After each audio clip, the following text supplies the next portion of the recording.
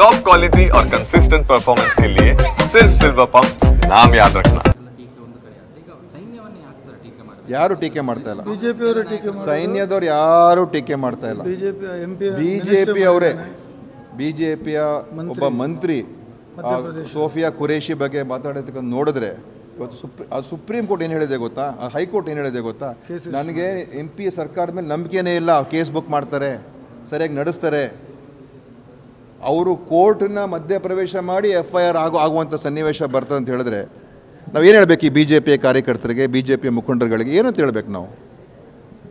ಅವರುಗಳು ಹೇಳ್ತಾರೆ ನೋಡಿ, ಆ ಲೇಡಿ ಬಗ್ಗೆ ಹೆಂಗೆ ಮಾತಾಡಿದ್ರು, ಎಷ್ಟು ನೋಡಿ, ಪಹಲ್ಗಾಮಲ್ಲಿ ಯಾರು ಅವರ ಗಂಡಂದಿರನ್ನ ಕಳ್ಕೊಂಡ್ರಲ್ಲ ಅವರೇ ಬಂದು ಹೇಳಿದ್ರು, ಇದು ನೀವು ಹಿಂದೂ ಮುಸ್ಲಿಂ ಮಾಡಬೇಡಿ, ಇದು ನೀವು ಕಾಶ್ಮೀರಿಗಳು ಕೂಡ ನಮಗೆ ಸಪೋರ್ಟ್ ಮಾಡಿದ್ರು, ಅಲ್ಲಿರೋ ಮುಸ್ಲಿಮ್ಸ್ ನಮಗೆ ಸಪೋರ್ಟ್ ಮಾಡಿದ್ರು ಅಂತ ಆ ಜನ ಹೇಳುವಂಥ ಧೈರ್ಯ ಅವ್ರು ತೋರಿಸ್ತಾರೆ. ಆ ಒಂದು ಹೃದಯ ಶ್ರೀಮಂತಿಕೆ ಅವ್ರು ತೋರಿಸಿದ್ರು.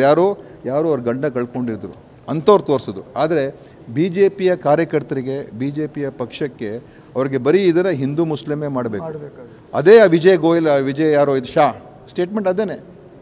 ಹೇಗೆ ಅವ್ರ ಬಾಯಿಂದ ಹೇಗೆ ಅಂಥ ಒಂದು ಪದ ಬರೋದಕ್ಕೆ ಸಾಧ್ಯ ಆಯಿತು? ಮತ್ತು BJPಯ ಕಾರ್ಯಕರ್ತರು ನಮ್ಮ ವಿದೇಶಾಂಗ ಸಚಿವರನ್ನ ಮಗಳ ಬಗ್ಗೆ ಎಷ್ಟು ಟೀಕೆ ಮಾಡಿದ್ರು. ಆ ವಿದೇಶಾಂಗ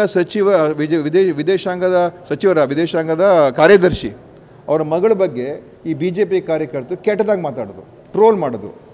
ಯಾಕೆ? ಅವ್ರು CSFIR ಘೋಷಣೆ ಮಾಡಿದ್ದಕ್ಕೆ. ಯಾರನ್ನ ಟ್ರೋಲ್ ಮಾಡಬೇಕಾಗಿತ್ತು? ಪ್ರಧಾನಮಂತ್ರಿನ ಟ್ರೋಲ್ ಮಾಡಬೇಕಾಗಿತ್ತು. ಯಾಕಂದರೆ ಈ CSFIR ಘೋಷಣೆ ಆಗಬೇಕಾದ್ರೆ ಪ್ರಧಾನಮಂತ್ರಿ ಒಪ್ಪಿಗೆ ಇಲ್ಲದೇ ವಿದೇಶಾಂಗ ಕಾರ್ಯದರ್ಶಿ ಹೇಳೋಕ್ಕಾಗೋದಿಲ್ಲ. ಆದರೆ ಪಾಪ ವಿಕ್ರಮ್ ಮಿಸ್ತ್ರಿ ಅವ್ರ ಬಗ್ಗೆ ಅದ್ಯಾರು? ಅದೇ ಈ BJP ಕಾರ್ಯಕರ್ತಾರೆ. ಸೋಫಿಯಾ ಕುರೇಶಿ ಬಗ್ಗೆ ಯಾರು?